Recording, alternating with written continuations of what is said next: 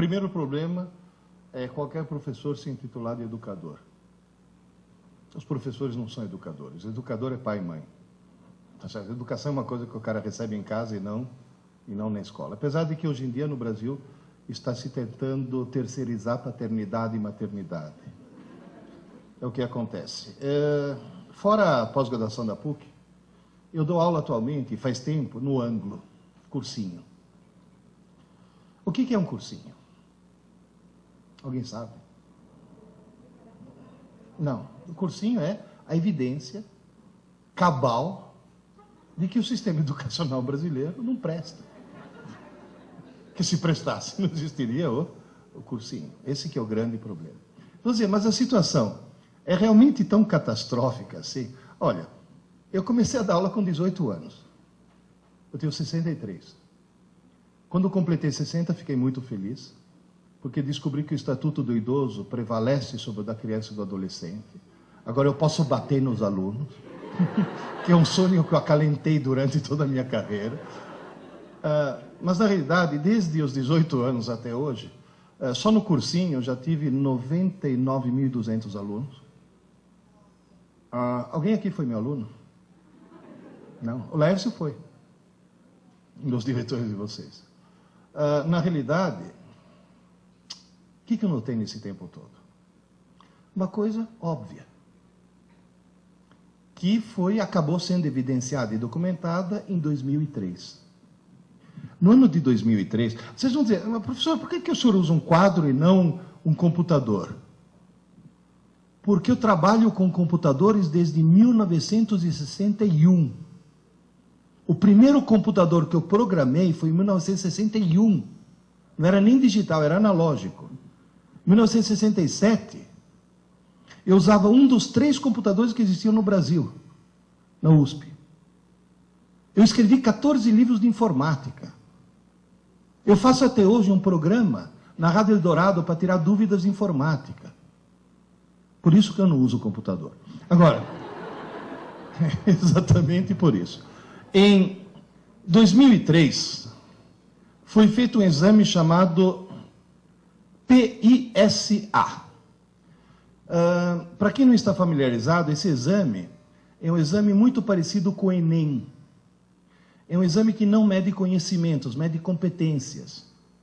Mede se o aluno sabe interpretar um texto, se sabe entender um gráfico, se tem raciocínio lógico, se tem raciocínio matemático. Participaram 41 países. O Brasil foi um dos convidados.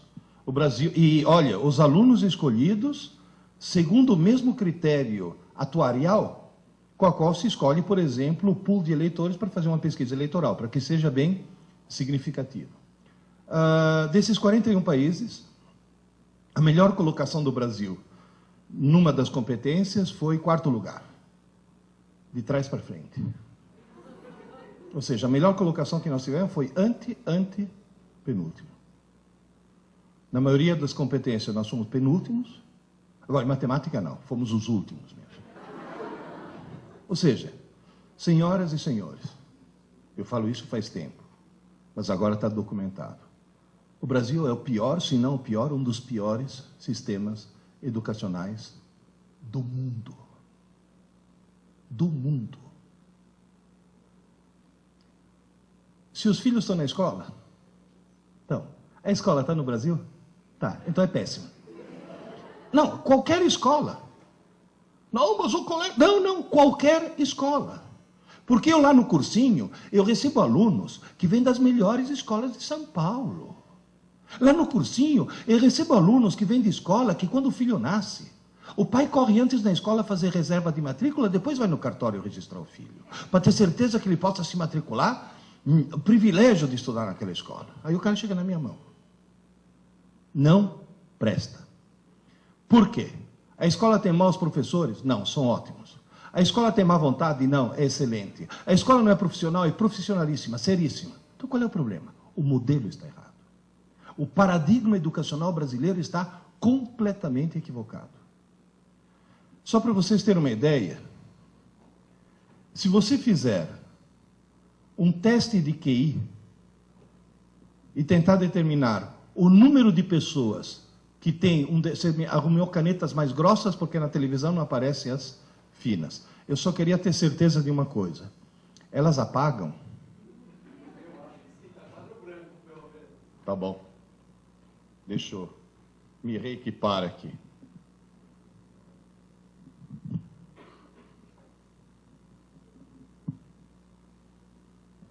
Apaga.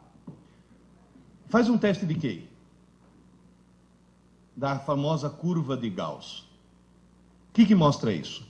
Que umas poucas pessoas têm QI... Deixa eu colocar aqui. Tem um QI muito baixo. Umas poucas pessoas têm um QI muito alto. Normalmente essas estão em instituições e essas estão nos Estados Unidos. Em terra de cego, quem tem um olho emigra. Agora, a maioria está em torno do QI 100. Foi feito um teste de QI na população inglesa. QI médio dos ingleses é 100. Tradução, os ingleses são normais. Foi feito um teste de QI na população do Japão. QI médio, 113. Muito acima da média. E vocês dois, por favor, tirem esse sorriso dos lábios, que é só japonês do Japão, viu? Os dois tá... Agora, foi feito no Brasil, QI médio, 87. Tem gente que fala, é mania dos Niseis voltar para o Japão, que os 13 que faltam aqui são os 13 que sobram desse jeito. Na realidade, a situação está bem catastrófica. Muito bem, esses são os sintomas. Vamos fazer o diagnóstico agora? Quais são as causas? Uma só. Uma só. No Brasil, se estabeleceu uma cultura distorcida. Aluno brasileiro, seja do fundamental, do médio, da graduação, da pós-graduação, do MBA, aluno brasileiro estuda para a prova. Ele não estuda para aprender. Ele estuda para tirar nota. Esse é o único problema. Vou dizer, mas espera aí. Como é que um estudante consegue tirar uma boa nota se não aprendeu? Veja bem, a recíproca, se ele aprender, é claro que ele tem uma boa nota. Mas no Brasil as pessoas conseguem tirar boas notas sem aprender. Esse é o único problema. Como é que alguém consegue tirar uma boa nota sem aprender? E sem colar. Porque cola é inadmissível. Se seu filho está numa escola, que ao pegar um aluno colando, tira a prova e dá 0, a escola não presta. Porque se pegar um aluno colando, tem que expulsar da escola, não dá 0. O cara quebrou um código de honra. Se você deixar uma criança desse tamanho colar, quando crescer vira o quê? Ministro.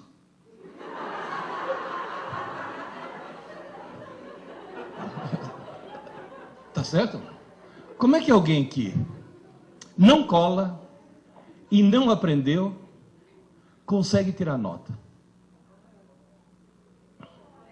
O que é decorar? Quando?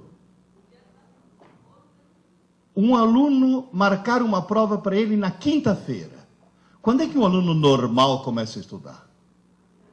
Não, na quarta não é normal. Na quarta é alguém que tem visão a longo prazo. É o chamado aluno lungimirante, o que planeja o futuro. Mãe, me acorda meia hora mais cedo. Vocês percebem o problema? Vocês entendem o problema? Agora, alguém poderia me dizer por que todo mundo, estou incluindo aí gente, desde os pequenos, desde a quinta série até pós-graduação, até doutorado. Eu falei quinta série, porque até a quarta série eles são seres humanos. É na quinta série que começa o problema. É na quinta série que um pai ou uma mãe... Porque, gente, o problema é cultural, o problema não é a escola que está errada, o problema não é a família que está errada, o problema não são os alunos que estão errados, o problema é que está todo mundo errado. É cultural. Na quinta série, eu já vi mãe falar, filho, desliga essa TV, menino, vai estudar, você tem prova amanhã. Essa mãe acha que está ajudando o filho, essa mãe está cometendo um crime hediondo. Essa mulher devia ser presa sem direito à fiança. Essa desgraçada está arruinando a vida do filho. É? Vai estudar porque você tem prova amanhã. Por que as pessoas estudam mais em cima da hora possível? Não dá tempo de esquecer. Tira a nota. Tira. E depois? Esquece. Então estudou por quê? Se você pegar hoje um menino da 8ª série, vai, pega um menino da 8ª série, bom aluno, põe na 6ª série, para fazer prova da 6ª série. Vocês acham que ele vai se sair bem? Só em matemática. Porque matemática tem uma característica diferente das outras matérias. Mas o resto vai ser uma catástrofe. Nunca vocês passaram por situações do tipo, pai, quando você estava na escola, você aprendeu trigonometria? Claro, filho. Tu me ajuda aqui, que eu estou com um problema que não consigo resolver de jeito nenhum. E você ouve a frase, ah, filho, mas faz tanto tempo. Olha, querido, se faz tanto tempo, você não aprendeu trigonometria. Você teve aula. Você teve prova. Você até tirou nota na prova de trigonometria. Você não aprendeu. Porque aprender não é para o dia seguinte. Aprender é aprender para sempre. Está bem claro isso? Entenderam qual é o drama? Então, primeira tarefa que eu passo para todos vocês. Nunca mais deixe seus filhos estudar para a prova. Estou falando sério. E vocês mesmos, porque muitos de vocês ainda são estudantes, nunca mais estude para a prova. Imponha-se essa autodisciplina. Vocês estão notando que eu estou pedindo o quê? Quebra de paradigma. Porque na aula que eu dou de teoria geral dos sistemas, na pós-graduação, eu sempre falo, se você está perdendo o jogo, não mude os jogadores, mude as regras do jogo. Então nós temos que mudar as regras do jogo. Por que acontece no cérebro humano? Vocês me desculpem, mas como eu desenho mal, eu vou precisar de algumas linhas auxiliares. Façam de conta que isso daqui seja uma cabeça, vai. Vocês têm imaginação? Mais ou menos. Se você olhar... É mais ou menos. Eu sei que parece o Schumacher, mas tudo bem. Se você olhar dentro de um cérebro, você vai notar, basicamente, eu não vou entrar em muitos detalhes, mas você vai notar, basicamente, 3 estruturas. Vamos ver se isso daqui escreve mais grosso. Número 1, número 2 e número 3. Número 1, cerebelo. Número 2, sistema límbico. Número 3, córtex. Em qualquer uma dessas estruturas, se você quiser... Obrigado. Tem um cara escondido aqui atrás. Se você quiser, em qualquer uma dessas estruturas, escrever alguma coisa, ao contrário do computador, onde o hardware é fixo, e você muda o software, se você quiser escrever alguma coisa no cérebro, você tem que mudar o hardware. Escrever no cérebro é reconfigurar redes neurais. É desligar alguns neurônios, ligar outros, mudar a força de conexão de sinapses, é mudar o circuito. Aqui, escrever é muito difícil. Mas depois que você escreveu, você não apaga nunca mais. Você sabe andar de bicicleta? Sabe? Você já tirou as rodinhas? Já passou da fase? Faz pouco tempo. Para aprender a andar de bicicleta, você levou alguns tombos? Porque foi difícil, né? Agora, você fica 30 anos sem subir numa bicicleta. Você sobe, o que acontece? Você sai pedalando. Foi muito difícil escrever. Mas agora é impossível apagar. A região número 2, chamada sistema límbico, é um lugar onde é muito fácil escrever. E é mais fácil ainda apagar. Você escreve, apaga. Escreve, apaga. Escreve, apaga.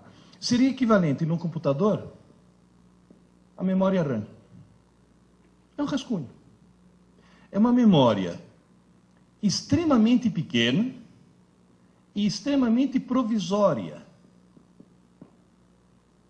Tão provisória que você é capaz de esquecer coisas que colocou lá 2 minutos antes. Já aconteceu com algum de vocês de estar sentado na sala, levantar e ir até a cozinha, parar no meio da cozinha e ficar feito um idiota se perguntando: o que eu vim fazer aqui, meu Deus do céu? E uma coisa que você colocou 2 minutos antes. E o que você tem que fazer para lembrar? Voltar e ficar na mesma posição. Quer dizer, você fala: eu tenho sérios problemas mentais, né? Ou seja, tem mesmo. Ou seja, dentro de cada um de nós mora um idiota. Que é o primeiro que acorda de manhã cedo. Repara que de manhã cedo você faz um monte de bobagem. Quando o cara acorda, que você fala, tá sonado, não é que o idiota tá no controle. Então você vê cara calçar 2 meias no mesmo pé. Eu já vi cara atender o telefone no controle remoto da TV. Bom, de manhã cedo eu já escovei os dentes com hipoglós. Tem alguns aqui que estão rindo porque já escovaram os dentes com creme de barbear, aquele que vem bisnaga, né? Então, na realidade, você faz muita bobagem, por quê? Porque dentro de cada um de nós mora um idiota.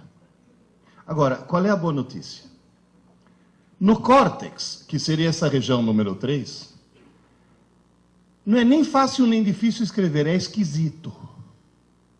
É muito esquisito. Por quê? Porque para escrever alguma coisa aqui no córtex, você tem que pegar algumas redes neurais, você tem que desconectar algumas coisas e criar outras. Você tem que mudar o circuito do cérebro. E você não consegue fazer isso enquanto o cérebro estiver funcionando. Seria como tentar trocar o pneu de um carro com o carro em movimento, ou tentar trocar as velas do motor com o motor funcionando. Mas tem uma vantagem. Isso daqui equivale a um HD. Ou seja, é uma memória enorme e permanente. Só para vocês terem uma ideia, já que o mundo é da informática, um córtex humano equivale aproximadamente a uma rede de 5.000 computadores. Em primeiro lugar, parabéns para o engenheiro, que colocar 5.000 computadores num 1,5 litro, isso sim que é nanotecnologia. Em segundo lugar, sabe o que quer dizer isso? Que todo mundo, no fundo, é um gênio. Alguns bem no fundo, mas todo mundo é um gênio. Se alguém estudar 10 horas por dia, 10 horas por dia, todos os dias da semana, todas as semanas do ano e todos os anos de sua vida, a pessoa consegue esgotar a capacidade de armazenamento e processamento de seu córtex em aproximadamente 4 séculos. Está certo que a expectativa de vida aumentou, mas eu estou falando em 4 séculos. No máximo, quanto que alguém vai viver? 1. Eu pretendo morrer aos 96 anos, baleado por um marido ciumento. É o meu projeto de vida. Agora, 4 séculos significa o quê? Que todos nós vamos morrer com pelo menos 3/4 da inteligência que ele nos deu ainda a ser desenvolvida. Agora, esse maravilhoso computador tem um defeito. Não tem manual de instruções. E as pessoas usam muito mal. Quer ver? A hora que você vai fazer uma prova e estuda o mais em cima da hora possível, você está colocando as informações do idiota ou no gênio? No idiota. Você vê aluno entrar na sala de aula para fazer prova, o cara entra assim, sem chacoalhar a cabeça. Se você chamar o cara e falar, ô Zé, que foi? Pronto, agora embaralhou tudo, agora eu vou ter que estudar de novo. E o pior de tudo, que o desgraçado tira a nota. E depois, esquece tudo. Vamos dizer, senhor, qual é a chave? Como é que se conserta esse processo? É a coisa mais simples do mundo. A coisa mais simples do mundo. É levar em conta, fato número 1. Ninguém escreve nada na parte nobre do cérebro enquanto o cérebro estiver funcionando. Enquanto o cérebro estiver em funcionamento, o idiota obtém informações do gênio, mas o gênio não obtém nenhuma informação nova. Portanto, todas as informações que entram na tua mente, na mente do teu filho, durante o dia, enquanto o cérebro estiver em funcionamento, todas elas entram no sistema límbico, na RAM, na memória provisória. Só que como essa memória é pequena, o que acaba acontecendo? Vai saturando, saturando, saturando. Quando chega no fim do dia, a reação do teu corpo qual que é? Sono. Sono não é corpo cansado, é cérebro saturado. É o cérebro falando, pelo amor de Deus, desliga o motor que eu preciso trocar as velas. Pelo amor de Deus, para o carro que precisa trocar o pneu. Aí você dorme. Se você colocar eletrodos no cérebro de alguém, você vai notar uma coisa mais ou menos assim. Dormiu. De repente, você fala, acordou. Não, está dormindo ainda. De repente, agora acordou. Não, paradoxalmente está dormindo. Tanto é que esse sono daqui é chamado sono profundo e esse é chamado sono paradoxal. Porque você tem o mesmo padrão de quando está acordado e, no entanto, está dormindo. Cuidado que dormir é ter muita atividade cerebral, viu? Agora, o que está acontecendo aqui? Parou o carro, trocou o pneu. Parou o motor, trocou as velas. Nessa fase é que você faz a reconfiguração das redes neurais. E essa fase é aquilo que vulgarmente você chama de sonho. À noite. Você não dorme para descansar. Descansar, vocês estão descansando agora, estão sentados. À noite, você dorme para sonhar. É fundamental. E você sonha para resetar o cérebro. Porque enquanto você está sonhando, é o momento no qual você está desentupindo a tua RAM. Quem já passou uma noite em claro sabe muito bem que no dia seguinte acorda meio abobado. 2 ou 3 noites em claro produzem o quê? Alucinações. O que é alucinação? É sonhar de olhos abertos. Tamanha necessidade do cérebro de sonhar. O pessoal de direitos humanos que está criticando os americanos lá em Guantánamo foram visitar, os presos estão intactos. Ninguém tocou neles e eles sofreram o pior tipo de tortura que alguém pode ter. Privação do sono. Mas o que faz falta no sono não é o sono em si, é o sonho. Você sabe que falta de sonho pode enlouquecer. Pode provocar danos permanentes. E durante esse processo, o que acontece? Você vai dizer, e o conteúdo do que estava aqui? Uma parte vai para o lixo. E não é como no Windows, que antes pergunta, você tem certeza? É direto. E o ponto-chave é esse. Se durante o dia foram abertas algumas portas, cuidado, não foi escrito nada, mas foram abertas as portas. Alguma coisa vem aqui, e isso você não esquece nunca mais. Repito, nunca mais. Agora, isso você pode dizer, isso eu aprendi. Porque daqui a 20 anos está lá ainda. Isso daqui, nunca mais. Até aqui, está claro? Professor, o que o senhor aprendeu com os seus quase 100 mil alunos? 2 coisas. Primeiro, que um idiota, no meio de idiotas, pensa que é normal. Portanto, no Brasil, a coisa mais perigosa que existe é falar, mas todo mundo é assim. Cuidado. Eu gostaria muito que, para seus filhos sobreviverem nesse século que vem aí, que vocês conseguissem transformar seus filhos em exceção e não em regra. Segunda coisa que eu aprendi. Na cabeça de um aluno normal, toda noite, toda noite, toda noite, o que vai para o lixo? As aulas. E o que vai para a memória permanente? As abobrinhas. Se seu filho tem uma aula de geografia fantástica, e no meio da aula o professor de geografia contar uma piada, Depois de 3 meses, o que ele lembra da aula? Da piada. Isso não é um defeito. Isso é uma consequência, sabe do quê? Do fato de que quem decide o que vai para o lixo e o que vai para a memória permanente não é uma rotina racional, é uma rotina emocional. Moral da história. Vocês já notaram que tem matérias que as crianças aprendem e matérias que eles não aprendem? E você vai olhar as que eles aprendem, o professor é simpático, e aquelas não aprendem, o professor é antipático. Então não é a matéria em si, é a carga emocional que é colocada em cima disso. O professor tem que ser simpático. Não tem aquele papo do professor, não, porque eu ensino, mas comigo nem mais. Não, o senhor não é professor. Eu sempre falo, existem, se vocês me perdoarem a brincadeira, existem 2 maneiras de fazer um burro andar com uma cenoura.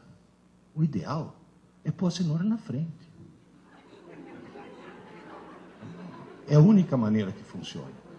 Agora, na realidade, como é que eu faço para que, em vez das aulas irem para o lixo, as aulas vão para a memória permanente?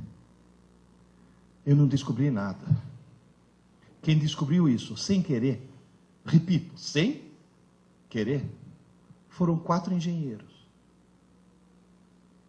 Há 60 anos atrás, 4 engenheiros resolveram fundar um cursinho. 4 engenheiros. Não tinha nenhuma pedagoga no processo. Ao montar o cursinho, se defrontaram de cara com um problema. A primeira aula é em março, o vestibular é em dezembro. Se aquela aula que foi dada em março for parar no lixo, não é em dezembro que o cara vai recuperar. Agora, qual é a principal característica de um engenheiro? Tem algum engenheiro presente aqui? Você é engenheiro. O engenheiro é alguém que recebe um treinamento para quê? Para resolver problemas. Todo problema de engenharia é um problema. Agora, o que o engenheiro faz para resolver o problema? Determina quais são os parâmetros do problema. Como é que o engenheiro conta história para o filhinho dormir? Sejam 3 porquinhos, P1, P2 e P3, e um lobo mau, L índice N. Ou seja, ele determina antes os parâmetros. Esses caras diagnosticaram o problema. Falou, e agora, como é que eu faço? Se toda noite o que foi dado durante o dia é desmanchado durante a noite. E cuidado, hein? Gente, estou falando em ritmo circadiano. Isso é um processo que acontece toda noite. E à noite, o teu cérebro e o teu corpo é vampiro, vira uma outra coisa. E funciona. Deixa eu ver a quantidade de cabelos brancos que tem por aqui. Tem alguém aqui que toma Lipitor? É um remédio contra o colesterol alto. Sabe qual é a primeira recomendação dessas estatinas todas? Tome à noite. Porque se você tomar de manhã, não serve para nada. É só o metabolismo noturno que faz com que aquilo tenha algum efeito. O que esses engenheiros descobriram? Um slogan de 4 palavras. 4. Eu tomei a liberdade, depois de entender o porquê, de acrescentar a 5ª. Aula dada é aula estudada hoje. Aula dada, aula estudada hoje. Tão simples. Estudar pouco, mas todo dia. Pouco. Pouco. Porque esse pouco, o que é? A matéria de uma manhã. Mas todo dia. Aula dada, aula estudada hoje. Os meus alunos no cursinho estudam todo dia. Os coitados não estudam pouco, porque descobriram que jogaram na lata do lixo pelo menos 7 anos de escola, e agora em 10 meses vão ter que estudar muito. Mas se seu filho está numa escola regular, é só criar nele o hábito de estudar todo dia. Se seu filho assiste aula de manhã, ele estuda à tarde. Se seu filho assiste aula à tarde, tem que estudar à noite. E não na manhã seguinte. Antes que se passe uma noite de Sono. E se algum de vocês assiste aula à noite,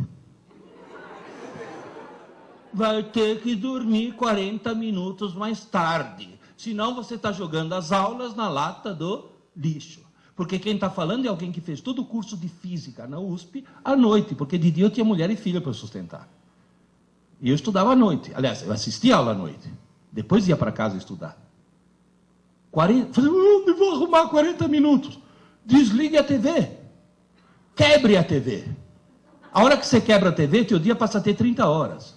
É o maior ladrão de tempo que existe. Não, mas mesmo assim, leva o livro para o banheiro. Mas você vai ter que dormir mais tarde. Agora, cuidado, hein? Antes que se passe uma noite de sono, ou antes que se passe um longo período de sono. Porque se seu filho assiste a aula de manhã, almoça e dorme 15 minutos, esses 15 minutos são renovadores. Agora, tem jovens aí que chegam em casa, almoça, dorme que nem um porco a tarde inteira, acorda todo embaçado, que parece que tem algodão no cérebro. As aulas já foram parar no lixo. E o pior de tudo é que não acorda porque está na hora. Acorda, porque senão vai perder rebelde, malhação. Ou seja, além de querer virar um idiota, quer virar mau caráter. Oh, cuidado, hein? Cuidado, cuidado. Porque eles veem aqueles adolescentes, acham que são estudantes, não percebem que são atores. Aí eles pegam esse modelo como um modelo de escola. Vocês não sabem o que professor de colégio sofre. Nós, no cursinho, nós estamos no paraíso. Eu dou aula para salas de 200 alunos. Hoje de manhã, antes de vir para cá, eu já dei aula para 600 alunos. Dei 3 aulas com 200 alunos cada uma. 200 anjos. Agora, no colégio, na escola, tomando rebeldes como modelo, é horrível. Há alguns anos eu cometi a besteira de dar aula no colégio. Um colega meu, que foi nomeado diretor de uma escola, falou, Pierre, o ano que vem, escola nova, você vai dar aula. Eu falei, não tenho tempo. Não, mas o colégio... Não tenho tempo, pô. Pô, Pierre, um ano só, para dar o pontapé inicial. Eu falei, não, tenho tempo. Uma manhã por semana. Eu falei, não, tenho tempo. Pô, eu já tinha falado com o diretor da escola, com o dono. A gente reservou para você uma manhã por semana, $3.000 por mês. Eu falei, quarta-feira. Como me arrependo. No meio de uma aula, tem que parar uma aula e falar, vocês duas aí, dá para parar, por favor? Sabe o que eu escutei? Ai, professor, a gente estava só conversando. Falei, como só conversando, sua deficiente mental? Sua imbecil crônica. Sua cretina patenteada. Quem falou que durante uma aula você pode conversar? Ai, professor, o senhor está estressado. Eu dando uma aula, todo mundo prestando atenção, quando eu viro, está uma menina assim. Falei, filha, se liga, vai, presta atenção. Ai, professor, hoje não dá, estou na fossa. Falei, você está o quê? Ai, professor, estou na fossa, meu namorado me largou. Falei, fez bem. Fez bem porque se teu namorado não tivesse te largado, você correu o risco de casar com ele, ter filhos e propagar o gene da estupidez gerações afora. Alguém que assiste ela assim não pode se reproduzir. Você vai poluir o pool genético da humanidade. Não sabe o que é isso? Rebelde, malhação. Há alguns anos atrás, acho que uns 3 anos atrás, o coordenador do Angus chegou para mim e falou, Pierre, você se importaria se a Rede Globo interrompesse tua aula 8 minutos? Que a Rede Globo é assim, 8 minutos. Eu falei, não, tudo bem. Porque era 15 de outubro, que é o dia do professor, eles queriam homenagear um professor. Então entraram na minha sala. No meio da aula, luzes, câmera, ação. Entra toda a parafernália da Globo, a Ana Maria Braga, e no monitor veio o Louro José. Inteligentíssimo, o Louro José. Aí a Ana Maria ficou lá, fez pergunta, conversou comigo, conversou com os alunos, ficou 8 minutos, 10 minutos, 15 minutos, meia hora. Derrubou a entrevista do estúdio, derrubou tudo, só ficou lá. Porque o ponto estava dizendo, fica aí que o Ibope está subindo, fica aí que a audiência está subindo, porque sabe que a televisão é movida a audiência. Por quê?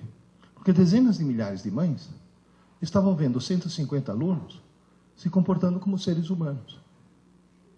Tanto é que uma hora que o Louro José estava falando com não sei quem no estúdio, em off, a Ana Maria virou para mim e falou: Pierluigi, quantos alunos tem nessa sala? Eu falei: 150, é pequena. Ele olhou para mim e falou: nossa, mas tão educados.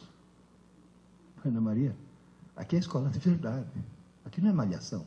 Naquela época tinha malhação. Eu falei: aqui não é a escola da novela. Tinha uma novela na época, Mulheres no Cio, uma coisa assim, que eles passavam mais tempo sentando. Como que era? Mulheres Apaixonadas. Tinha mais tempo em volta de uma piscina do que... Não, e depois eles passavam no vestibular depois. Passavam o dia inteiro na piscina e depois passavam no vestibular. Da escola de verdade. Agora, eles usam isso como modelo. Isso é perigosíssimo. Tomem cuidado com o que seu filho assiste. Tomem muito cuidado com isso. Agora, na realidade, criar o hábito de estudar todo dia. Tanto você deve criar esse hábito, quanto criar esse hábito nos seus filhos. Se você pegar uma criança de 4 anos, você tem que chegar para ele e falar: filho, você já escovou os dentes? Agora, pega uma marmanja de 17 anos, não só você não precisa cutucar, como se faltar água em casa, ela vai na geladeira, pega a água mineral na geladeira e escova os dentes com água mineral, porque aquilo que era uma obrigação virou uma necessidade. Por quê? Porque criou um hábito. Se alguém tiver filho nenê, que dorme no colo ainda, faz dormir nesse ritmo. E dá tempo de falar: aula dada, aula estudada, aula dada, aula estudada. Quanto menor, melhor. Criar o hábito de estudar todo dia. Segunda coisa, extremamente importante, que é papel dos pais também, entre outras coisas. É arrancar um pouco o seu filho do mundo virtual. Ontem, quando foi? Segunda-feira, segunda-feira, quando deu 8 horas, os alunos saíram no pátio, voltaram para a sala de aula, e na aula que eu ia dar, às 8 horas, um monte me olhou espantado e falou: professor, a lua. Falei: o que tem a lua? A lua. Falei: e o que tem a lua? Falei: dá para ver a lua. Falei: sim, claro. É quarto minguante. Falei: mas de dia? Falei: como de dia? Você nunca viu a lua de dia? Não. O cara nunca, te juro. O cara chegou e falou: mas a lua não aparece só à noite. Sabe o que é isso? Eles passam horas na frente da TV, horas na frente do game, horas na frente do computador, com esse maldito MSN. Eles perderam contato com o mundo real. Eles não sabem mais o que é o mundo real. TV imbeciliza. Você está grávida? Você sentiu enjoo nas primeiras semanas de gravidez? Você sabia que na década de 50 foi inventado um remédio maravilhoso que a mulher tomava e não sentia enjoo? Chamava talidomida. As mulheres começaram a tomar e realmente não sentiram enjoo. Aí as crianças começaram a nascer, sem braço, sem perna, sem olho, etc. Por quê? Porque o remédio parecia ser uma coisa muito boa e demonstrou ser uma coisa muito ruim. Queridas e queridos, a televisão é a talidomida intelectual do século XX. Foi criada para entreter, educar, informar, treinar, e imbecilizar da forma mais absoluta. Vocês não têm ideia. Eu tenho. Sabe por quê? Porque a primeira vez na vida que eu assisti TV, eu tinha 11 anos. Eu sei o que é um mundo sem TV e um mundo com TV. Ao longo da minha carreira, eu vi o nível dos meus alunos fazer isso. Vocês não têm ideia. Um aluno de hoje, comparado com um aluno de 40 anos atrás, hoje, um cara que sai de uma pós-graduação tem um nível inferior a um cara que há 40 anos atrás terminava um curso técnico qualquer. Em compensação, a audiência da TV fez isso. A TV imbeciliza intencionalmente, é claro, se não imbecilizar intencionalmente, ela não vende. Ninguém que tenha mantido um mínimo de equilíbrio mental, um mínimo de sanidade, jamais compraria um cinturão elétrico que dá choques absolutamente inúteis e inofensivos e acha que isso vai acabar com a barriga. Está cientificamente provado que o Total Shape é um engodo e está vendendo feito água. Gente, outro dia liguei a TV por assinatura, eu vi uma propaganda de 15 minutos. Olha, uma propaganda de 15 minutos é grana. Quer dizer que os caras estão vendendo o produto. O que eles estão vendendo? Um sofá de plástico preto inflável. Agora eu pergunto, em nome de Deus, por que alguém, algum dia, vai querer um sofá de plástico preto inflável? De plástico. Quer dizer, se você sentar sem camisa e levantar, ele vem junto. Que gruda. Tem cara que fala, não, mas tem uma utilidade. Ah, eu vi na propaganda que se você está belo e sossegado no teu sofá e vem 2 caminhões assassinos tentar te espremer, a propaganda mostra que o sofá aguenta 2 caminhões. Que cá entre nós, é uma coisa que pode acontecer com qualquer um. Você está belo e sossegado, vem os 2 caminhões assassinos, mas você está salvo. Por quê? Porque tem o sofá de plástico preto inflável. Olha o surrealismo da coisa. Dá para tomar consciência? Outro dia não, já faz alguns anos, me deu uma crise de azia. No meio da noite, levantei, tomei um antiácido, fui assistir TV na sala para ver se dava sono de novo, de madrugada, caí num filme surrealista. Sabe aqueles filmes semi-pornô? Não sei se já viram, que é... O enredo é mais ou menos assim, está chovendo, tira o sutiã. Quer dizer, uma coisa não tem nada a ver com a outra. Aí veio a propaganda. Gente, uma propaganda de 10 minutos, ou seja, uma grana preta. Eu não entendi o que estavam me vendendo.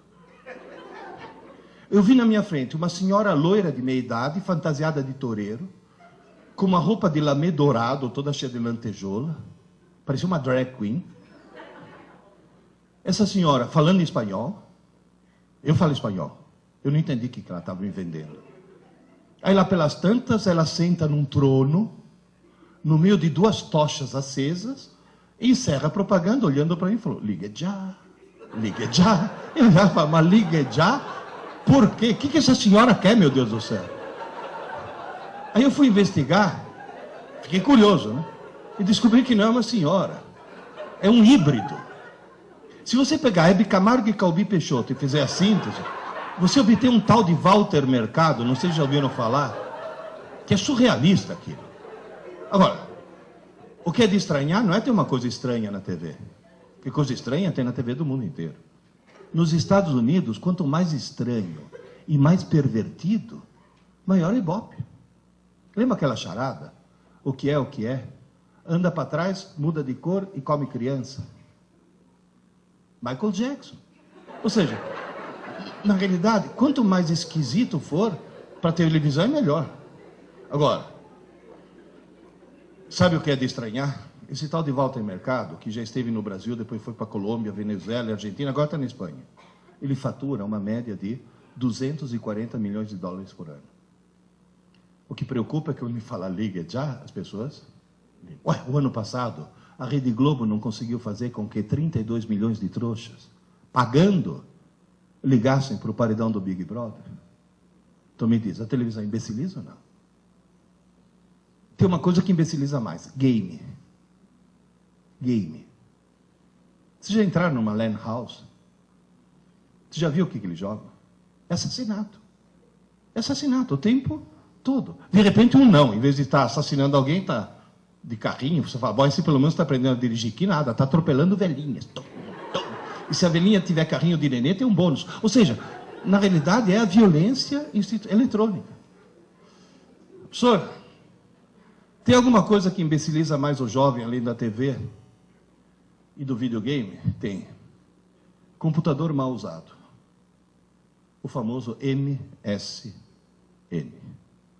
Eu sempre achei que MSN fosse, em primeiro lugar, perda de tempo. O cara está fazendo uma pesquisa, que é uma coisa ótima se fazer na TV. Ah, cuidado, hein, com uma coisa. Na TV não, no computador. Cuidado com uma coisa. Nunca deixe seu filho entregar um trabalho na escola impresso, hein? Sempre manuscrito.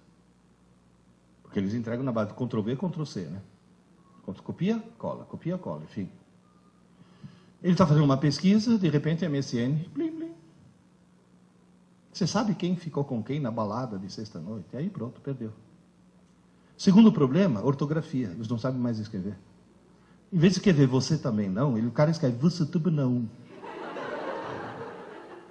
Não, e ele escreve você também não na redação da escola. Esse que é o problema.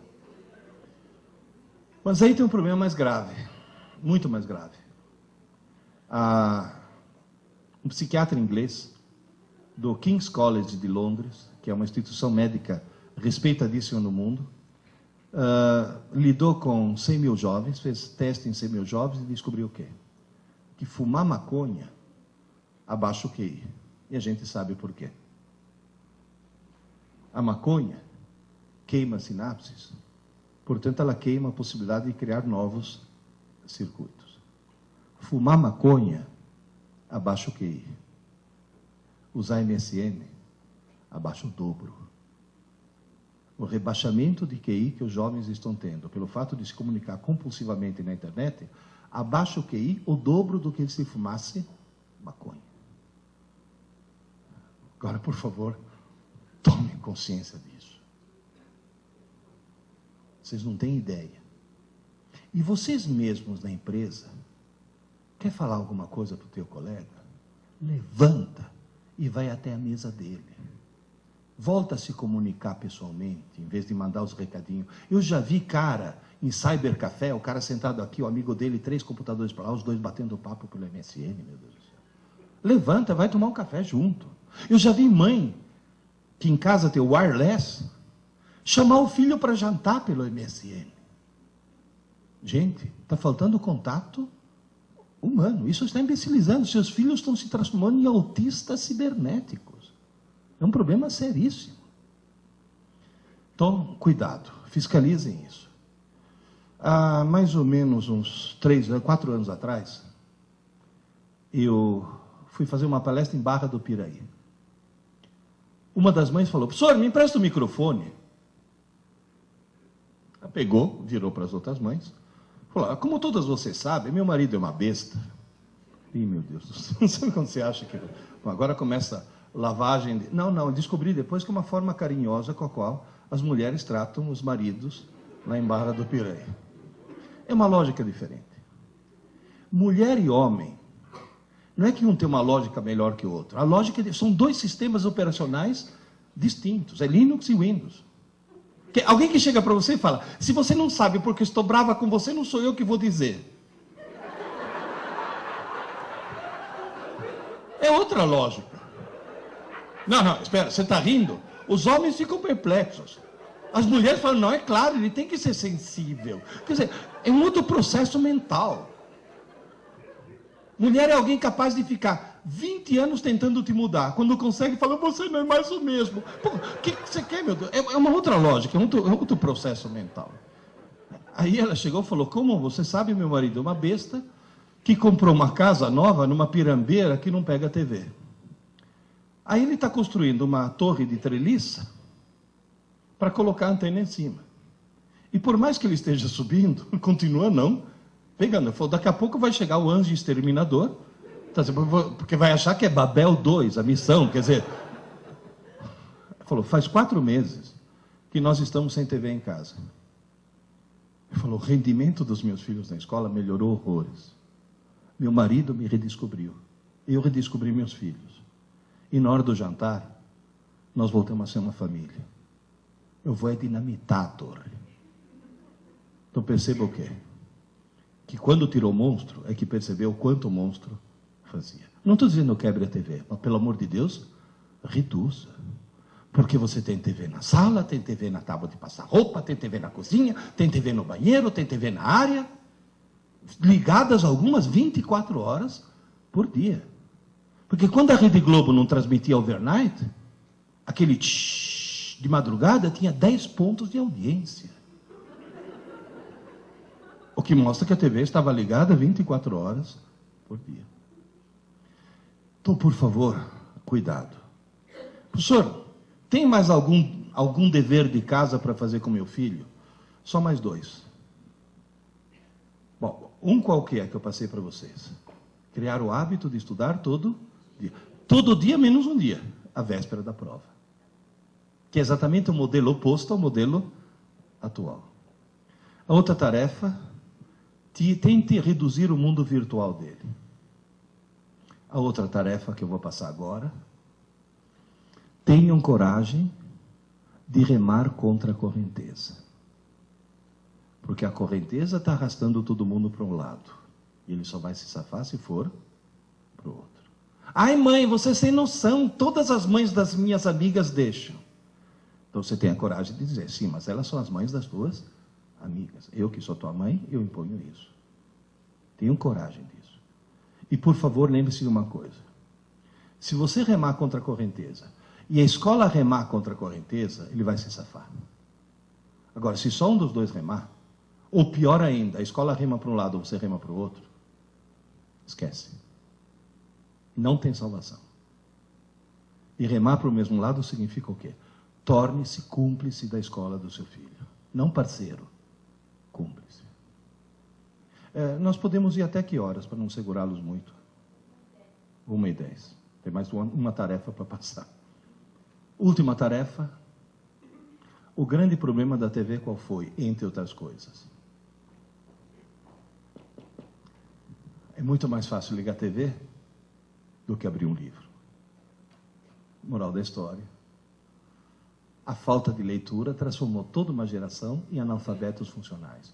Hoje, meus alunos no cursinho sabem transformar letras em sons, mas não em ideias. Eles são analfabetos funcionais. A coisa está terrível. Isso é falta de leitura.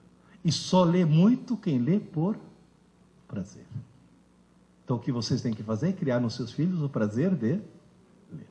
Mas como? Falei, fácil. Fácil não, difícil. Eu já passei por isso. Meu filho de 15 anos chegou para mim.